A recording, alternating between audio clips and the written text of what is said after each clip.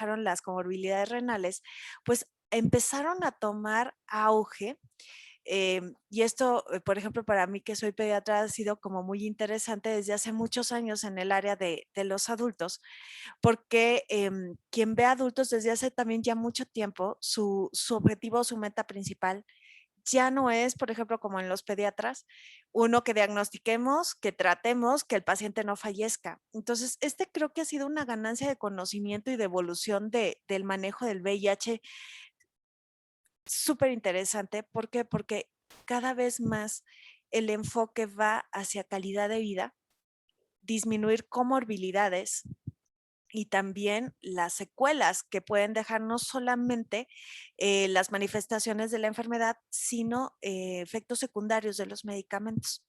Entonces, esto que les presento es parte de la guía de diciembre 18 del 2019, en donde ya DHHS establece o focaliza en hablar de estos temas con respecto a la evolución de la enfermedad en los pacientes, en donde una de las metas es disminuir la toxicidad y estamos hablando de toxicidad ya a largo plazo, con la finalidad de hacer lo que hacemos en medicina, individualizar y personalizar a largo tiempo los efectos adversos. Y entre estos, pues bueno, sabemos que VIH como tal es un virus que es proinflamatorio, que hace una proinflamación crónica. Y esto per se incrementa daño a órganos blancos, como pueden ser el riesgo cardiovascular, la disfunción renal, hueso, pero también la diabetes, otras alteraciones metabólicas y el aumento de peso fue algo que se empezó a enfatizar dentro de estos resultados de los estudios en los últimos años. Sin embargo, sabemos que cada una de estas complicaciones o comorbilidades no es solamente por la enfermedad viral o por el uso de los antirretrovirales.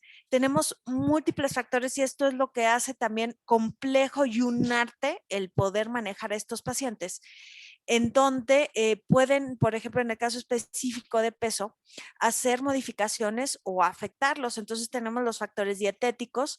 Creo que todos en general y más en nuestro país, pues tenemos cierto problema a este respecto y que en realidad deberíamos de tener todos como población evaluaciones de salud en donde enfatizáramos el aspecto de la dieta, de los hábitos, tanto el cigarro como el alcohol son sustancias que están permitidas y que sabemos que en ciertas circunstancias de vida o inclusive de salud de enfermedad pueden ser la pauta o la puerta para el resto de conductas de uso de otras sustancias que empeoran el proceso en el caso de las personas que viven con VIH. Pero también tenemos algunos otros factores que son asociados a herencia. Me cuesta conflicto decir raza, pero a lo mejor a ciertas etnias o grupos raciales como tal, comorbilidades.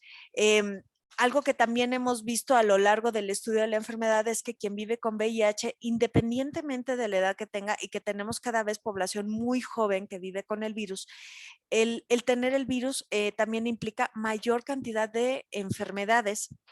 Esto de la polifarmacia no es algo exclusivo de la población adulto mayor, también es de la gente joven.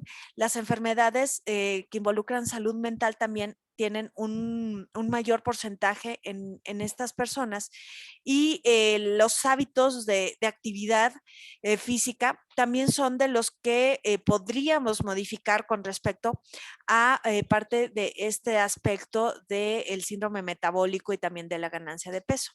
Entonces tenemos todo esto que es lo detectable, algunos que son modificables, otros no. Tenemos los factores asociados como tal a los esquemas antirretrovirales y también ciertas características de cada una de estas familias. Hay algunos medicamentos que dan efectos adversos per se, pero otros son efectos de familia. De ahí que también dentro de estos factores, pues de lo que se ha evaluado con respecto a la ganancia de peso específicamente en el paciente que vive con el VIH, los estudios han reportado que el ser mujer, algún herencia afroamericana o africana, la edad, la cantidad de CD4 en el momento de empezar el esquema antirretroviral o la carga viral, el tener algunos antecedentes familiares, por ejemplo, aquí en México de diabetes, pues son parte fundamental también de lo que estamos observando en los resultados de los ensayos. Entonces, esto que les estoy mostrando es un resumen de lo que pudimos ver en CROI 2020, mucho enfocado, como les comentaba, a 3 medicamentos, pero aquí ya empezaban a tomar pauta y la atención de todos, qué era lo que pasaba cuando quitábamos ciertos medicamentos, hablando específicamente de medicamentos, cuando los quitábamos o qué sucedía cuando analizábamos por variables. Y en el caso, por ejemplo, de los medicamentos, yo, yo considero que la mayor parte de los backbone siempre tienen a un pariente incómodo como todos en la familia. Y en el caso de los backbone usuales y que durante mucho tiempo hemos utilizado, pues abacavir es un pariente incómodo, pero también los esquemas que tienen tenofovir. Entonces, esto empezó a llamar la atención, fue algo que se estuvo discutiendo y lo que ahorita ya estamos viendo en la pantalla, les pongo un resumen de los datos de CROI 2021, en donde parte de los resultados preliminares que vimos el año pasado se reforzaron con respecto al avance de estos ensayos conforme fueron saliendo estos resultados. Entonces, vemos cómo el género femenino en 3 de los principales ensayos que se presentaron se asocian con un incremento mayor de peso. En el caso del ensayo trío, se asoció con un aumento de mayor al 5% o al 10%. En el caso de REPRIV, el 74% de las mujeres que participaron tenían mayor probabilidad de presentar obesidad. El estudio AMPAD, que es de Kenia, pues las mujeres eran mucho más propensas a tener un incremento del índice de masa corporal cuando los comparaban contra sus pares del género masculino. El, digamos, el no ser caucásico, quien tiene herencia afroamericana o africana, en el caso del estudio trío se asoció con un incremento mayor al 3% contra también en el otro resultado, más del 5% frente a quienes son caucásicos. En el estudio RESPOND, este mismo grupo racial tenía una mayor probabilidad de incremento de índice de masa corporal, más del 7%, en comparación a quien no pertenece a este grupo. Con respecto a la carga viral basal, pues bueno, la Corte NATCORT y Casanet se establece que cuando se tiene una menor carga viral al inicio, se asociaban con un menor peso después de que se iniciara como tal un esquema antirretroviral, y la cantidad de CD4, el tener CD4 menores a 200, también tuvo cierta relación con respecto al estudio trío, pero también AMPAD. Entonces, quienes tienen una progresión mayor de la enfermedad al momento del diagnóstico, pues esto también tiene que ver con el pronóstico e incrementaría este riesgo para los incrementos de peso y también con el índice de masa corporal. Algo que es importante también señalar es que no solamente es el incremento de peso per se, sino las consecuencias de este incremento de peso. Muchos de los que estamos ahorita conectados en la sesión, pues tenemos problemas de peso, yo soy una de ellas. Sin embargo, este problema de peso hace uno modificaciones de factores que se pueden cambiar. Y aún así va a haber personas que a pesar de esfuerzos o a lo mejor no lo hacen, no hacen cambios de dieta, etcétera, pero este incremento de peso en este momento probablemente no le da un síndrome metabólico como tal, como complicación, pero es algo que tendríamos que estar vigilando como factor de riesgo. En el caso del impacto del esquema antirretroviral como tal en el peso, pues bueno, tenemos aquí otro resumen con respecto al estudio TRIO y HOPS, en donde en el caso de TRIO, las personas que vivían con VIH que cambiaron a un esquema que tuviera inhibidores de la integrasa, ya fuera de primera o de segunda generación, y en el caso del estudio Hobbs, que eran aquellos que no venían de un esquema de integrasa y eran cambiado a cualquiera de estos, no tuvieron como tal diferencias en el aumento de peso con respecto a la familia de inhibidores de la integrasa. Entonces, parece en estos resultados que la familia de los inhibidores de la integrasa per se tienen cierta característica para tener una asociación independiente con respecto a estas comorbilidades. Cuando se evalúa la combinación de inhibidor de la integrasa y TAF, pues bueno, tenemos aquí parte de los resultados presentados del estudio 1489 y 90, que fue un cambio de dolutegravir con abacavir lamivudina a dictegravir TAF FTC o a aquellos que no eran naif. En el caso de Respond, eran personas que viven con VIH y 39% estaban en un esquema de inhibidores de la integrasa. En el caso de este estudio en específico, hubo un incremento del 7% del índice de masa corporal asociado a tanto raltegravir como dolutegravir, pero también con TAF. Y estos incrementos fueron aún mayores cuando se unía el inhibidor de la integrasa de segunda generación con TAF. En el caso del estudio 1489 y 90, pues bueno, este cambio fue de 2.4 kilos cuando partían de un esquema de dolutegravir, abacavir, lamivudina y de 1.1 kilogramo cuando el cambio era de dolutegravir con TAF. En términos generales, pues bueno, también tenemos que los inhibidores de la integrasa y TAF, independientemente, se asociaron con este aumento de peso, que este aumento de peso durante los primeros 8 meses se asoció como tal a la familia de los inhibidores de la integrasa, y en el caso del incremento gradual, después de 8 meses, se vio con mayor frecuencia asociado a un esquema que contuviera como tal TAF. El cambio de dolutegravir a bictegravir FTC con TAF también establece un incremento de peso. Esto que les estoy presentando es parte de los resultados de 4 años de seguimiento en pacientes naif, adultos, presentado por la doctora Orkin.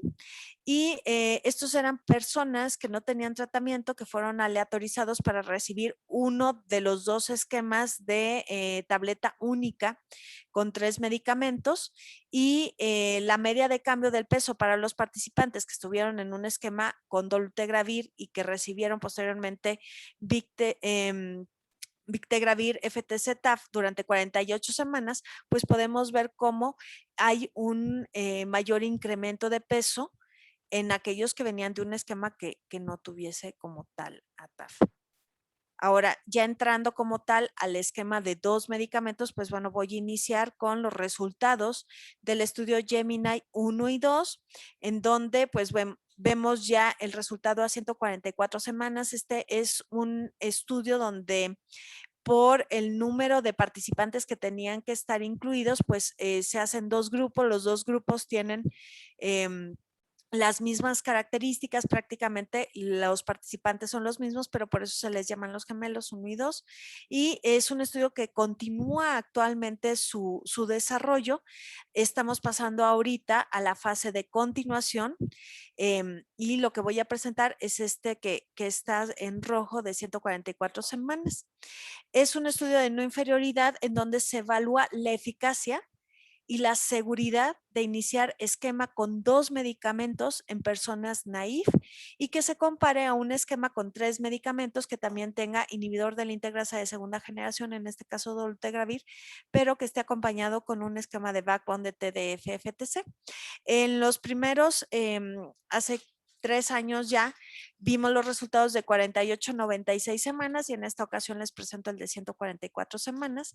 Y pues bueno, hay dos tipos de análisis, uno que es por protocolo y otro que es por snapshot.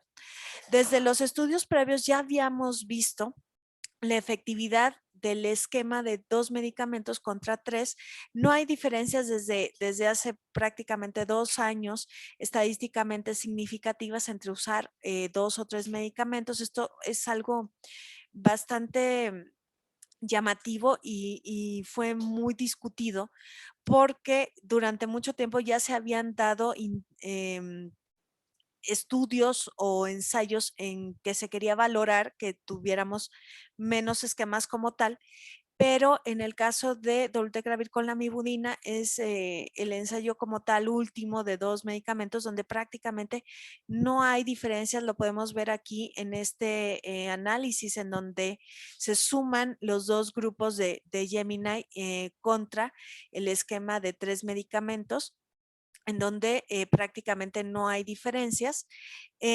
Algo que es importante de este nuevo análisis que se presentaron es que a la semana 144 se evalúan aquellos pacientes por grupo que tuvieran retiro virológico confirmado. En el caso del esquema de dolutegravir con la mibudina fueron 12 pacientes y 9 en el esquema de 3 medicamentos que encontraron que no había mutaciones emergentes ni para los inhibidores de la integrasa, pero tampoco para los análogos nucleósidos que están en el backbone que se utilizó. Esto lo hemos visto desde los primeros reportes de este ensayo y hay una persona que tuvo como tal, no tuvo un retiro virológico confirmado, pero que no tuvo una adecuada adherencia a tratamiento, que desarrolló la mutación 184B en la semana 132 y la mutación 263RK en la semana 144, lo cual implica un incremento en la susceptibilidad a dolutegravir de 1.8 veces. Ahora, esto que les estoy presentando es la comparación de la efectividad por subgrupos, en donde, pues bueno, hicieron subanálisis con respecto a la edad, con respecto al género, con respecto a la herencia racial. Y pues bueno, algo de lo que les comentaba al inicio de esta sesión es que aquí se vuelven a ver estos factores que ya habíamos visto en los estudios de 3 medicamentos, en donde las mujeres, aquellos que tienen herencia africana o afroamericana, son los que tienen los porcentajes menores con respecto a efectividad. Sin embargo, no hay una diferencia estadísticamente significativa entre los grupos de 2 o 3 medicamentos. En esta diapositiva estamos viendo otros análisis que tienen que ver con las cargas virales y los CD4 y vemos nuevamente aquí lo que comentaba de los estudios anteriores en donde tener menos de 200 CD4 puede hacer una diferencia con respecto también a los resultados. Ahora vamos a ver los resultados per se de eventos adversos y de seguridad en la población. Nuevamente, algo que fue llamativo es que pensando como tal o evaluando al género femenino, en esta ocasión, los eventos adversos también reportados fueron mayores con respecto al grupo que tenían los 3 medicamentos y esto es lo que nos lleva al tema de hoy ya para adentrarnos, que es este cambio de peso. Entonces, algo que quiero que por favor analicen es cómo se comportó el grupo separado de dolutegravir la mibudina y cuáles fueron los porcentajes con respecto a los cambios del grupo que tenía 3 medicamentos. Entonces, por grupo, la realidad es que los resultados son bastante similares. ¿En dónde vemos los cambios principales? Los vemos aquí. Por ejemplo, en este subanálisis por grupo racial, quien pertenece a este antecedente de herencia africana o afroamericana tenía una diferencia mayor en el grupo de 3 medicamentos que en el de 2. Y algo que también se ha establecido es el papel que tiene TDF como tal para una disminución en la capacidad de tener ganancia de peso. Y vemos algo no igual en el caso específico del estudio Gemini, en donde las mujeres que tuvieron también dolutegravir con la mibudina también presentaron un incremento mayor de peso que aquellas que estaban en el esquema de 3 medicamentos. Entonces, esto también nos habla de esta particularidad del efecto de TDF per se sobre la ganancia de peso. Ahora vamos a ver parte de los resultados a este respecto, pero ahora del estudio Tango. En el caso del estudio Tango, es un ensayo clínico que también todavía se encuentra en estudio y en curso, en donde este es un cambio de esquemas antirretrovirales de 3 medicamentos contra 2, pero en personas que se encontraban suprimidas virológicamente y que estamos hablando como tal de un switch. Ahorita estos resultados que vamos a ver son los correspondientes a 96 semanas y posteriormente vamos a probablemente a tener el año que entra los resultados a 144. En esta diapositiva vemos los resultados por protocolo y por snapshot de la no inferioridad del esquema. Desde el análisis por protocolo se estableció superioridad con respecto a los resultados obtenidos. En el grupo de dolutegravir con la mibudina tenemos 0 participantes que hayan tenido carga viral detectable después de haber hecho el switch y como tal no hubo mutaciones de resistencia en ninguno de los dos grupos. También hicieron un análisis con respecto a características demográficas. Perdón, perdón, tengo un cachorro. Y tienen este mismo subanálisis en donde ser mujer, nuevamente podemos ver aquí la diferencia con respecto a la respuesta a los esquemas antirretrovirales y vemos también esta discrepancia ahora no solamente en aquellos que tienen una herencia afroamericana, sino también en quienes tienen una herencia asiática. Y cuando podemos analizar esta gráfica, pues prácticamente todas las variables analizadas favorecen a el esquema de dolutegravir con la mibudina.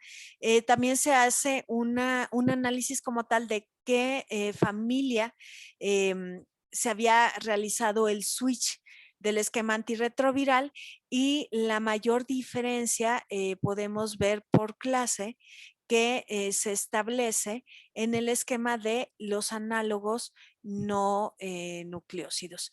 Y tenemos que en el caso de 3 medicamentos hay una mejor respuesta en el grupo de los inhibidores de la proteasa. Sin embargo, estos fueron los que tuvieron una cantidad menor de participantes.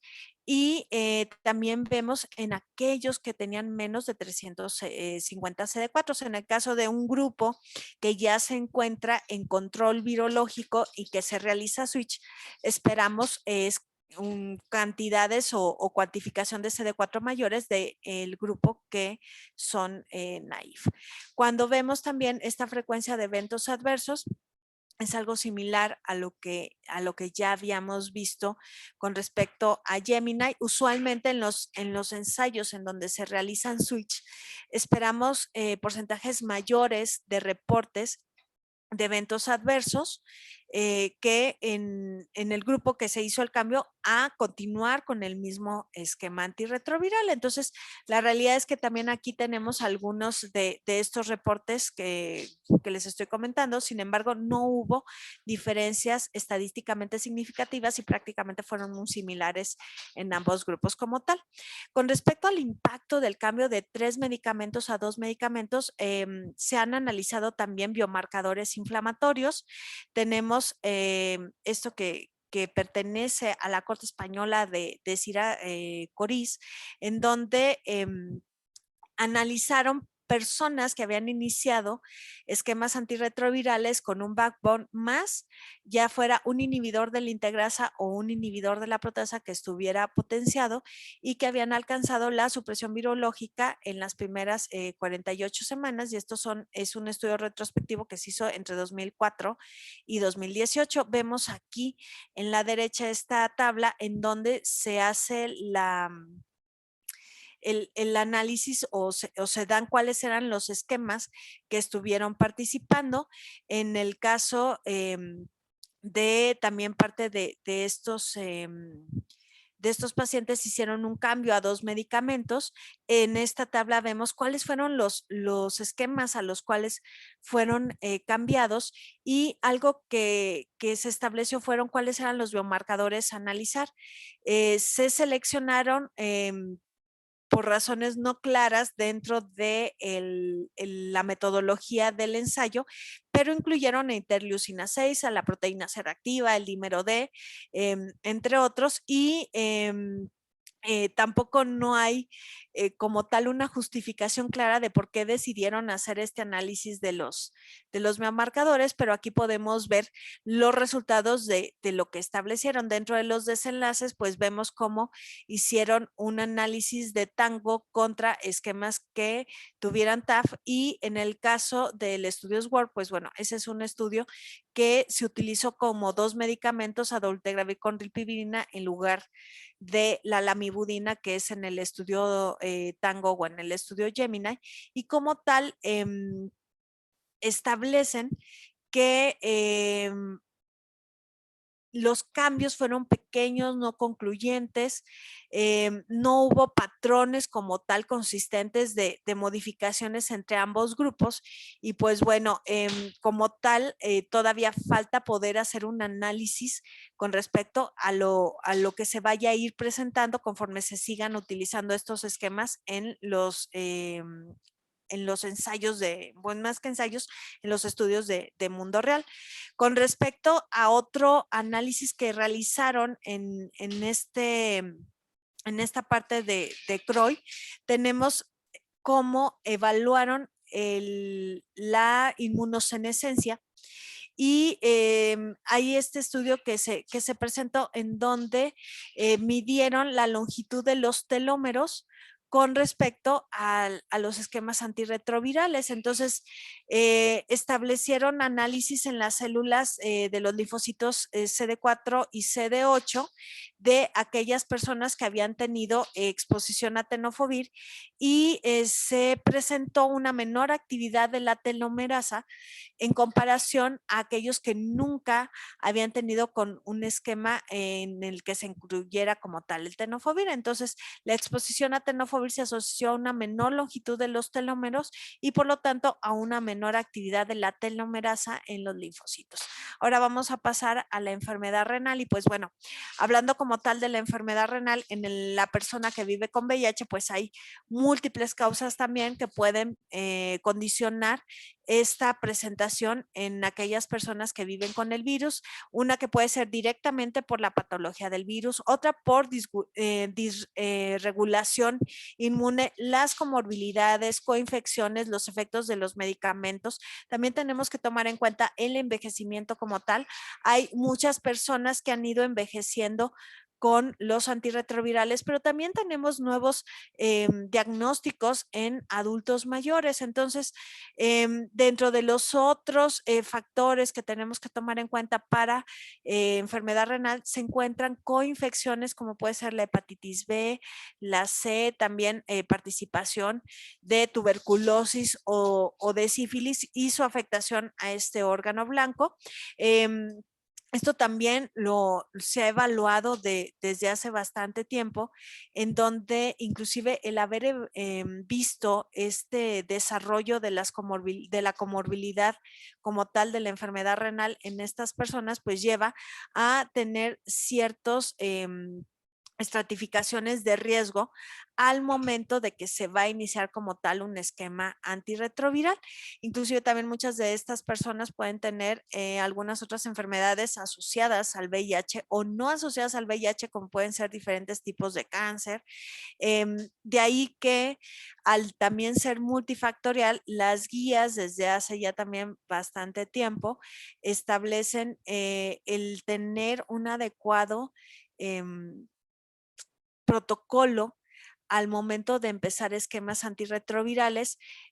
Durante mucho tiempo hemos hablado de tenofovir, sin embargo, los inhibidores de la proteasa también tienen afección a riñón e inclusive algunos de los estudios que vimos en años pasados con 3 medicamentos también pudimos ver que la mayor diferencia de cambiar de 3 medicamentos a 2 medicamentos la podíamos observar en algún momento en aquellas personas que tenían un esquema de inhibidores de la proteasa. Esto que estamos viendo aquí es un estudio doble ciego multicéntrico en donde se evalúa el uso de Victegravir entricitabina con tenofovir alafenamida contra dolutegravir abacavir amibudina. Entonces, como tal, pues lo que se esperaba era modificar factores de riesgo. Sabemos los resultados con respecto al riesgo cardiovascular con abacavir y también con respecto a TDF. Y algo que también es importante señalar es que cuando hay riesgo cardiovascular, en algún momento, pues esto se hace crónico y también impacta directamente al riñón. Entonces, algo que también hemos encontrado y era que se esperaba que al quitar tenofovir disoproxil y utilizar alafenamida, disminuyéramos este daño a órgano blanco. Sin embargo, sí es menor. Hay reportes, los reportes se empezaron a dar con un año de diferencia con respecto a los de tenofovir disoproxil. En el caso de tenofovir disoproxil, la mayor parte de los reportes de daño renal se empezaron a ver al año de que se había iniciado la administración o la prescripción del esquema. En el caso de tenofovir alafenamida, esto fue más tardía. Y aquí les pongo un resumen de algunos de los que ya se encuentran dentro de la literatura. Entonces, hay casos tanto de nefrotoxicidad, acidosis tubular renal, tenemos también síndromes de Fanconi.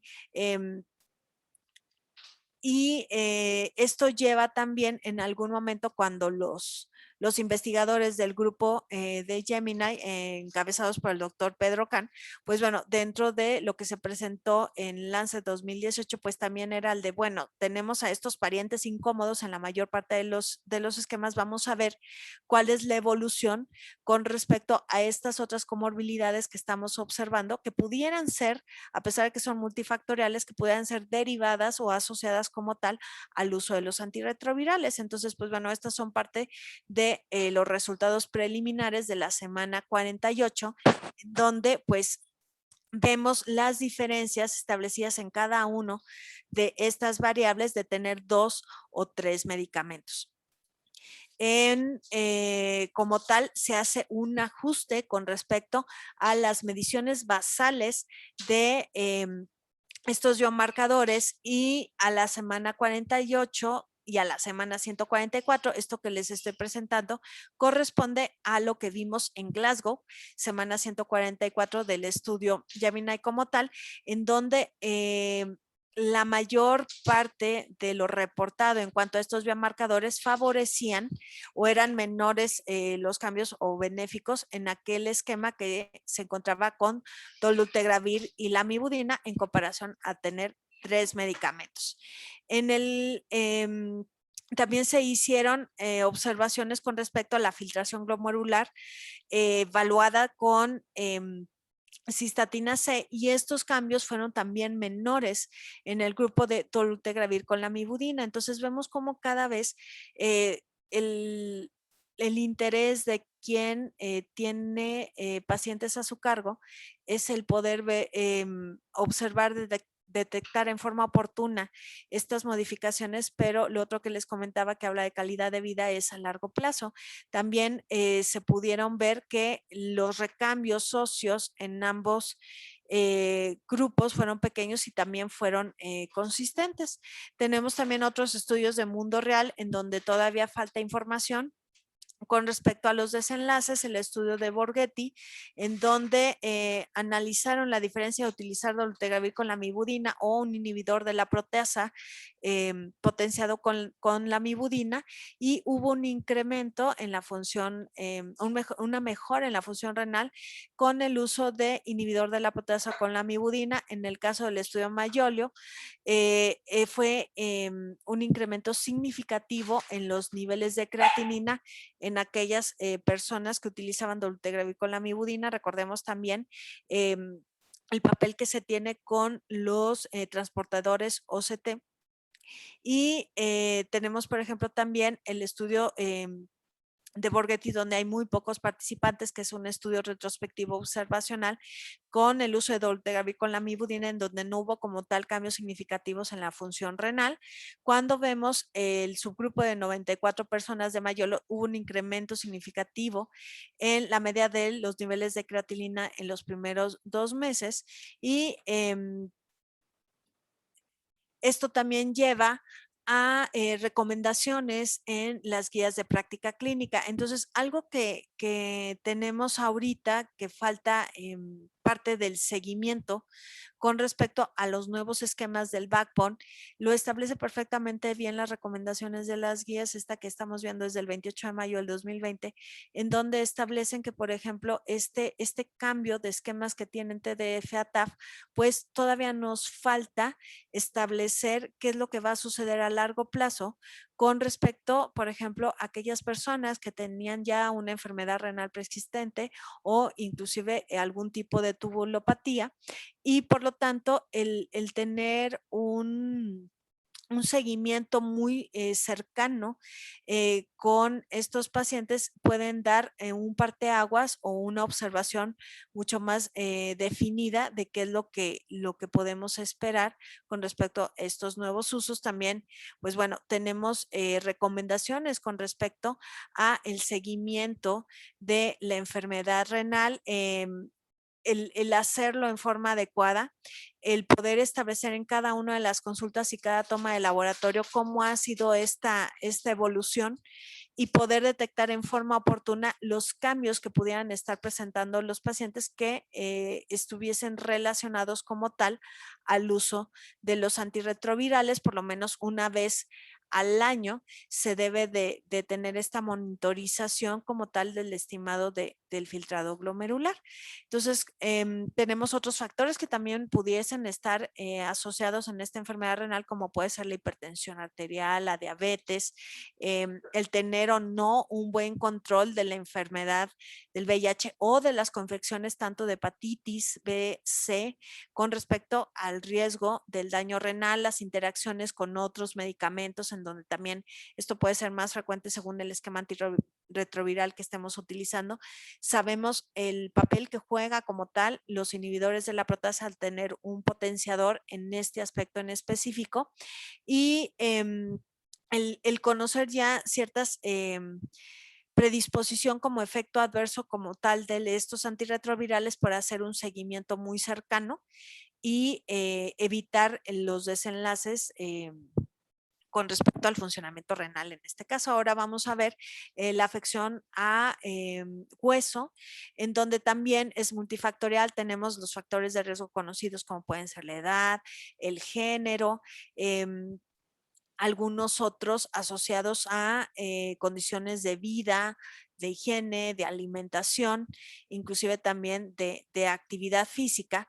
Y bueno, estos factores asociados con osteoporosis, pues entre ellos también hay una afección directa del VIH como tal en este órgano, pero también de los otros medicamentos. Algo que también en algún momento, cuando empezaron estos ensayos, era que a diferencia de población en general, en donde el género femenino pues siempre tiene un factor de riesgo mayor para tener afección a hueso, tanto como osteoporosis o osteopenia, veíamos como los hombres como género eran del grupo más afectado.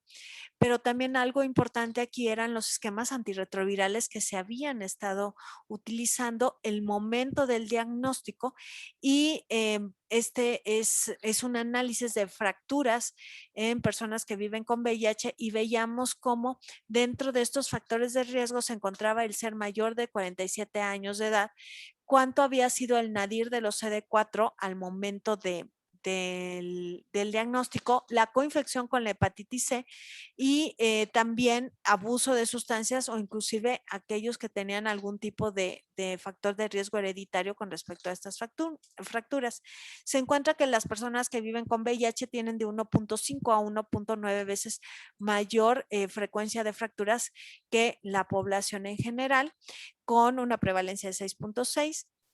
Y dentro de estos factores de riesgo, pues bueno, volvemos a encontrar en este análisis del 2020 la edad mayor a 60 años, aquellos que fuman, el tener una coinfección con hepatitis C y el tener antecedentes como tal de tuberculosis. Esto que les estoy presentando fue presentado en el CROI 2020, en donde es un estudio de 247 personas que viven con VIH, que eran mayores de 50 años de edad.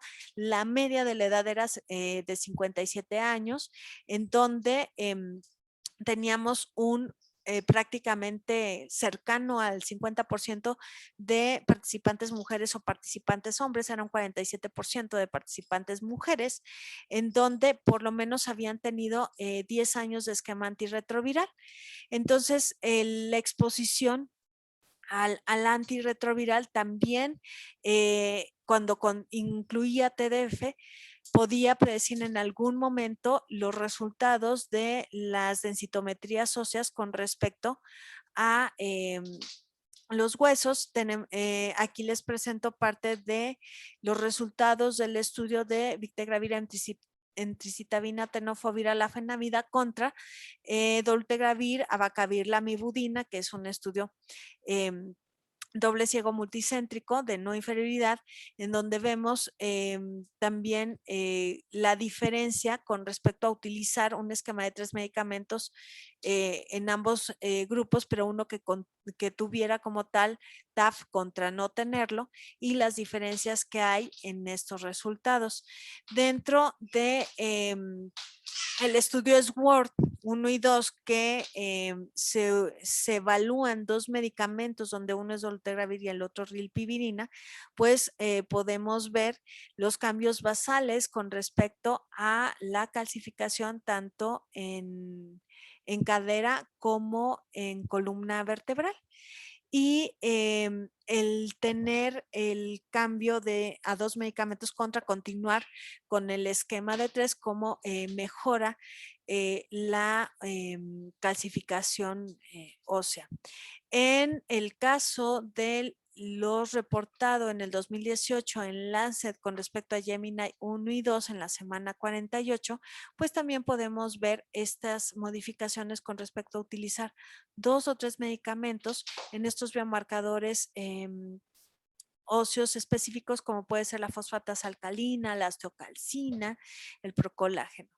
Esto que les estoy presentando lo vimos en Glasgow a las 144 semanas de seguimiento del estudio Gemini, en donde hubo un incremento en el recambio óseo, en donde fue menor en aquellos personas que tenían esquemas con dolutegravir, lamivudina, en comparación a continuar con un esquema de 3 medicamentos.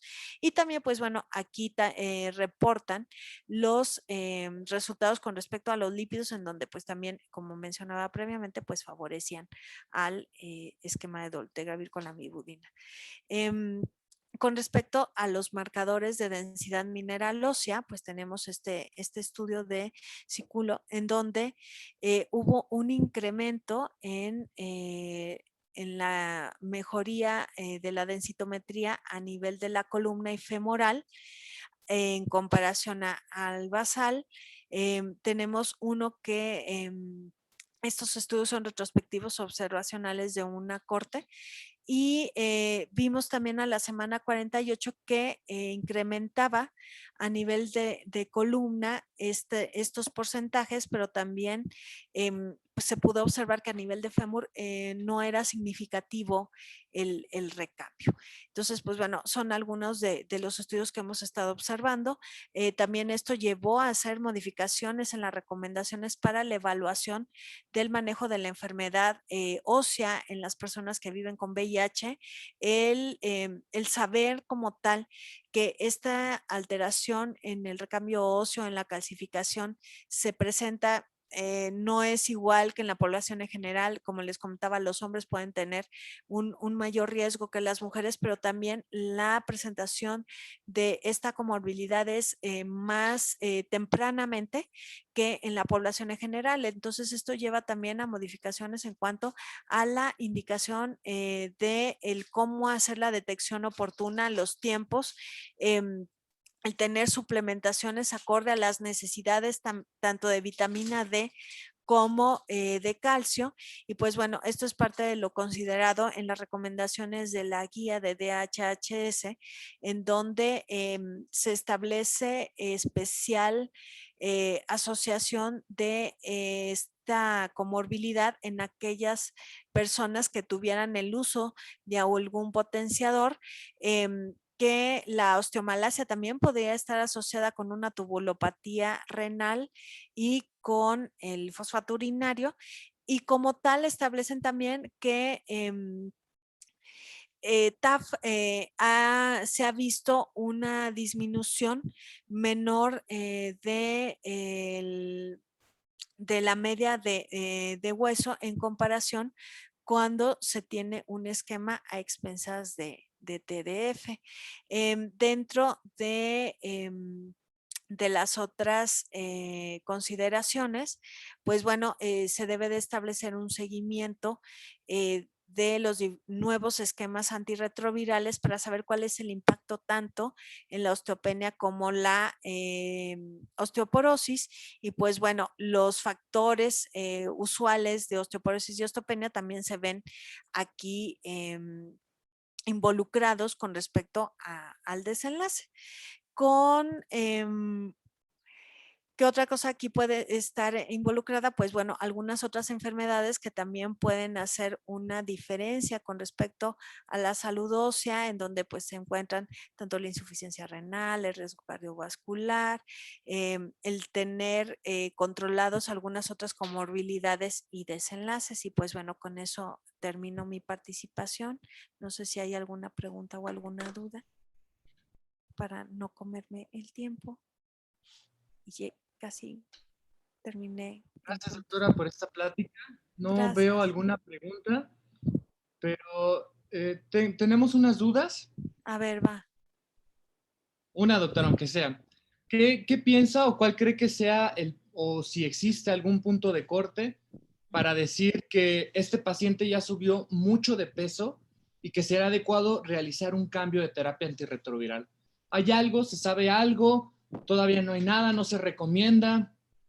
Mira, creo que va un poco de lo que comentaba con respecto a subir de peso y tener una repercusión. Creo que la parte fundamental primero es identificar cuáles son los factores que ya sabemos que pueden hacer una diferencia, no solamente en ganancia de peso, sino en desenlaces, ¿no? Entonces, uno es, si ya conocemos que tenemos a una persona que tiene ciertos factores de riesgo que pueden ser modificables, establecer medidas para modificar esos factores de riesgo. Pero la otra, creo que y a lo mejor ahí puede haber alguien más que esté de acuerdo conmigo, no solamente es que tenga el factor o que suba el peso, sino cómo impacta en desenlaces. Para mí, una modificación de esquema sería que tuviera ya como tal un síndrome metabólico, ¿no? Pero digo, tomando en cuenta, identificar estos factores que ya sabemos que existen, seguirlos y no esperarme probablemente a que ya tenga como tal todo los componentes del síndrome metabólico establecidos para hacer alguna modificación. Pero creo que en este caso en específico, para mí el tener síndrome metabólico puede ser la diferencia entre seguir con un esquema o no. Y enfatizar que creo que en eso la mayoría de los que han participado en diversos foros lo han establecido, pues seguir vigilando estos factores de riesgo modificables y establecer estrategias para que se puedan mejorar las condiciones en general. Pero para mí el cambio más que el peso solo sería como tal presentar una repercusión. Vale. Obviamente, si es una persona que ya tuvo un infarto, que tiene factores de riesgo, pues Sí, claro, no te esperas. hecho. Vale, doctora. No sé si hay alguna otra duda o pregunta. Hay una pregunta, dicen los pacientes mayores de 55 años que presentan alteración en la tasa de filtración, y esto aunado a comorbilidades como sobrepeso, DM, hipertensión, ¿es recomendable aún así doble esquema antirretroviral?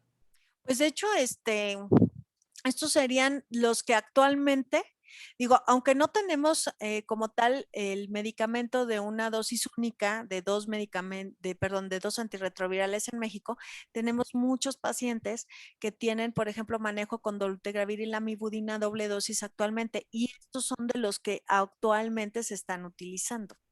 Entonces, la guía de práctica clínica mexicana desde el 2019 establece cómo digamos, esquemas de 2 medicamentos, entre estos dolutegravir con lamivudina a doble dosis, este tipo de pacientes que están preguntando. Vale. A ver, dice también, es que ya me apareció. También puede hacerse previo a la afección, es decir, exacto. Doctora Natalia, su comentario es muy valioso. Como les decía, durante mucho tiempo hemos sido como muy reactivos con respecto a qué presenta el paciente. Ya una vez que tiene deterioro renal, es adulto mayor, tiene riesgo cardiovascular, entonces le voy a hacer un cambio de esquema porque ya tengo como tal un daño a órgano. Y esto que comenta la doctora Natalia es muy valioso. ¿Por qué? Porque parte de esta tendencia del cambio del manejo es evitar la toxicidad, evitar el desenlace. Entonces, esta, digamos, visión preventiva es la que vamos a estar observando dentro de los reportes, los ensayos y la evidencia científica que hemos estado obteniendo en los últimos probablemente 2 años, 3 a la fecha. E inclusive no solamente en aquel adulto mayor de 50, 55 años. Algo que tú sabes, Francisco, porque me has visto en los congresos, es, oigan, o sea, cada vez tenemos mayor cantidad de nuevos diagnósticos en personas que son muy jóvenes y que van a vivir con el VIH y con esquemas antirretrovirales a menos que tengamos una cura pronto durante toda su vida para tener una adecuada expectativa, esperanza y también calidad de vida. Entonces, me interesa que, por ejemplo, estos chavos que yo veo de 15, 16, 17, 20 años de edad, pues cuando tengan 45, 50, pues no estén con una polifarmacia para tratar de dar manejo a las comorbilidades que fueron adquiriendo y ahorita desde los 15, 16, 17 años, porque esta es una realidad, o sea, sí hemos mejorado esperanza de vida con los cambios en el tratamiento, no solamente en el médico, sino en todo lo que conlleva el manejo de la enfermedad, pero no solamente es vivir, sino cómo vives, y esta es una realidad, o sea, tenemos cada vez personas más jóvenes y que van a vivir o van a tener una esperanza de vida muy parecida a la de la población en general, pero es importante el cómo van a vivir. Entonces, este comentario que hace la doctora a mí me parece muy valioso porque esa es una de las principales metas, hacer actividades preventivas.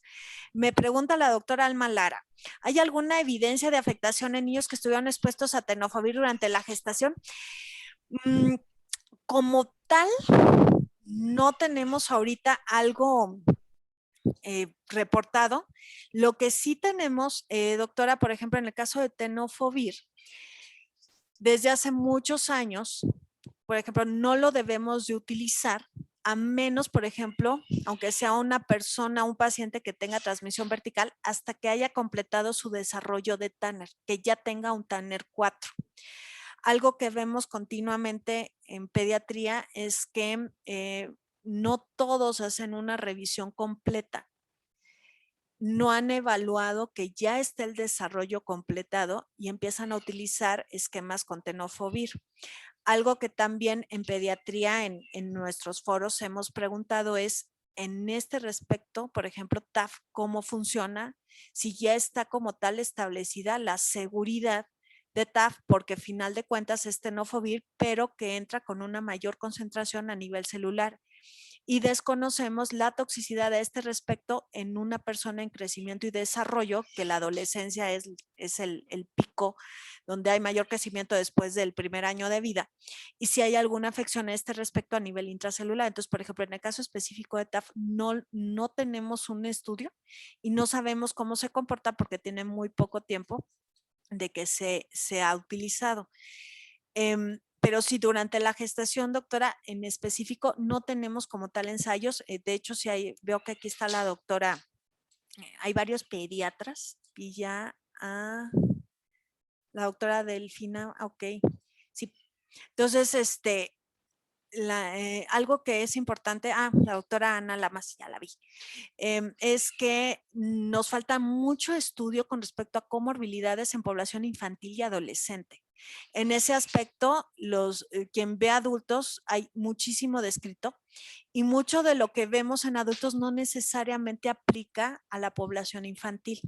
Entonces, nos faltan estudios en niños, por ejemplo, de densitometrías óseas. Nos faltan estudios de electromiografías. Sabemos ya ahorita por los últimos reportes que se han establecido, por ejemplo, con EFABIENS, el impacto que hay con respecto al sistema nervioso central. Ya lo estamos viendo, pero falta que se estudie y que se reporte.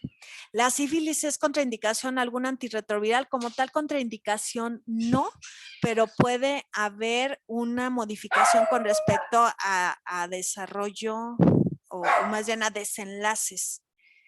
Hay un estudio que muestra un porcentaje exitoso de adherencia al manejo de doble terapia antirretroviral. Sí, la verdad es que hay un estudio de Positive Perspectives que cada vez hacen más las encuestas en personas que viven con VIH en estos ensayos clínicos y evalúan los efectos secundarios. Entonces, uno de estos creo que se los presenté en el Gemini 1 y 2, en donde los porcentajes de efectos secundarios, pues prácticamente no hay una diferencia contra utilizar 3 medicamentos como tal, pero la adherencia también es buena. En términos generales, quien por grupo no tiene una buena adherencia a ningún esquema, parece ser que está relacionado con el género femenino. Pero esto lo hemos visto también en la población en mundo real y también en los ensayos. Las mujeres son las que con mayor frecuencia, uno, no están representadas en la mayor parte de los estudios que podemos analizar. De hecho, OMS estableció un mínimo de 20% de participantes mujeres en cada uno de estos ensayos. Y la otra es que las mujeres, una vez que ya están en los ensayos, son los participantes que más frecuentemente los abandonan. Dentro de los análisis que se han realizado de este abandono, se encuentran condiciones sociales, económicas, de violencia, culturales, etcétera. En el caso, por ejemplo, del mundo real, hay muchos efectos secundarios que vemos en las mujeres que no estaban descritos como tal en los ensayos clínicos, pero muy probablemente vaya de la mano con lo mismo, de que no estén suficientemente representadas, esa es una. Y la otra es que también en la vida real tenemos estas condiciones socioeconómicas que pueden impactar, por ejemplo, en estos resultados de ensayos de mundo real que vemos, porque las mujeres también son las que con mayor frecuencia abandonan los esquemas antirretrovirales. Y quien alguna vez me ha oído con las sesiones de mujer, si una mujer no se siente bien cuando toma algún esquema, si tiene efectos secundarios, si estos son tan importantes para que desarrolle sus actividades normales de pilar de la familia, por ejemplo, en nuestro país aún, prefiere no tomárselo.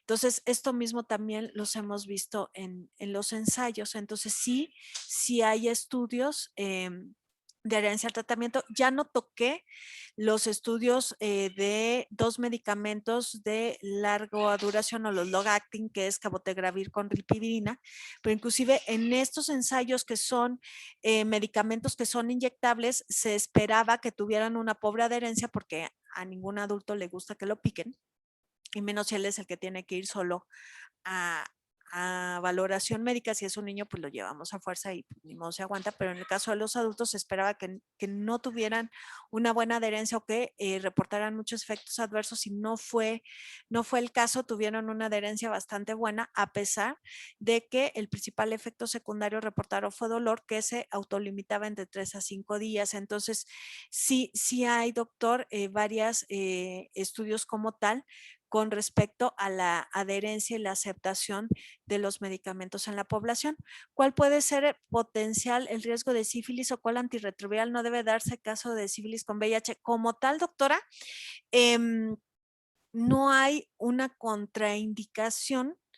Los esquemas de sífilis, en su mayoría, si son sensibles, tienen que ver con betalactámicos, y prácticamente la mayor parte de los betalactámicos no tiene una interacción importante que impida el manejo con los esquemas antirretrovirales, que no es el mismo caso con respecto a tuberculosis, en donde los esquemas que se manejan de tuberculosis con rifampicina sí no pueden utilizarse con aquellos esquemas que tienen en su mayoría algún potenciador. Por ejemplo, en el caso de Victegravir, con TDF, pero con TAF FTC, no hay un buen manejo con respecto a la eficacia ni para el manejo de VIH ni tampoco para la tuberculosis, por el efecto que tiene el metabolismo de primer paso, en donde Victegravir tiene un metabolismo 50% por UGT, 1 a 1, y por citocromo 3 a 4, 50%. Entonces, esto hace que no esté indicado porque no hay una adecuada respuesta, ni se alcanzan las concentraciones séricas para poder ser efectivo. Entonces, no es el mismo el caso de sífilis, por ejemplo, con respecto a tuberculosis. A ver. Muchas gracias, doctor José Domingo. Muy amable. Siempre es un placer. Y bueno, esta pregunta de sífilis, bueno, no viene mucho al tema, pero creo que sí es importante el que se busque. Cada vez, por lo menos en el área pediátrica, estamos viendo una cantidad mayor de sífilis congénita. Y en el caso de niños que viven con VIH, por lo menos en el último mes, en siglo XXI, tuvimos 2 casos de sífilis congénitas secundarias que nunca hicieron las pruebas de detección durante el embarazo a las mamás. Inclusive nos tocó hacer aquí en pediatría el diagnóstico a las mamás que venían ya con las lesiones dérmicas y que habían sido manejadas en sus hospitales de referencia como dermatitis atópica, inclusive con pulsos de esteroide de 2 meses, ¿no? Entonces, creo que este tema de sífilis es bien importante.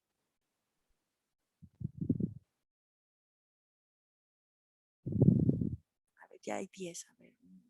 Bueno, doctora, pues creo que son todas las preguntas. Mil gracias de nuevo. Qué gusto volverla a ver y más con una plática de estas características. Y bueno, pues mil gracias. Les Creo que, agradezco a todos. creo que le salió otra pregunta. Ya si En quiere. caso, a ver, en caso de falla renal persistente, debemos adecuar la dosis en caso de la amibudina y si ofreciéramos el esquema de dolutegravir la amibudina. Bueno, aquí si hay una falla preexistente, va a depender de cuál es la tasa de filtrado glomerular. Acorde a esa tasa se hace un ajuste o no.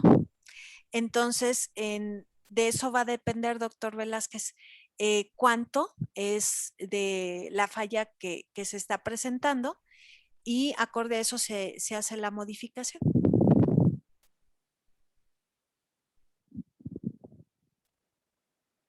La lamivudina se tendría que ajustar dependiendo de la tasa, que si no me equivoco es 30. Sí, algunos estudios hasta dicen que Dice probablemente que no. no pasa nada. Hay estudios que dicen que no sucede nada, inclusive, por ejemplo, en el caso de dolutegravir con la amibudina hay un ensayo, bueno, no es un ensayo, es como una corte, en donde dieron el esquema sin modificación para diálisis y hemodiálisis y no hubo no hubo algún cambio, pero digo, sí, mucho va a depender de eso y sí, hay estudios que dicen que inclusive podrían no modificarse, pero digo, yo soy un poco más, Sí, nosotros a reserv- veces hemos visto esas poblaciones que nos llegan pretrasplante renal y que viven con infección con VIH y no se los hemos ajustado y y tienen buena, les va bien sí. con el. Entonces, como mucho depende de qué es lo que está reportado, digo, Sí, hay de las dos vertientes. Hay quien dice, bueno, con 30, ajústele, pero hay otros que dicen, no pasa nada, inclusive si hay una corte de hemodiálisis y otra de diálisis, en donde no se ajustó y no hubo ningún problema. ¿Cuándo llega? Ay, doctor Domingo Domínguez. ¿Cuándo llega Dolulamivudina coformulado a México? Este año. No sé cuándo, pero este año. vale, doctora. Yo no dije nada. No, pero esperamos que para este año ya podremos tenerlo. Este, y pues bueno, siempre me avento mi comercial, pero para todos los que ven niños, ya tenemos en el Seguro Social clave para dolutegravir de 10 y de 25 miligramos que se pueden indicar en niños que tienen más de 15 kilos de peso. Entonces, bueno, para quienes vemos niños, esta es una gran noticia. Esperemos que pudiera estar también en las otras instituciones pronto. Pero bueno, ya como tal, ya tiene una clave en Seguro Social. Perdón, no Pues me podía ir gracias. sin eso. Sí, claro, doctora. Muy bien, hasta luego, muy buena noche. Les mando un abrazo, muchísimas gracias.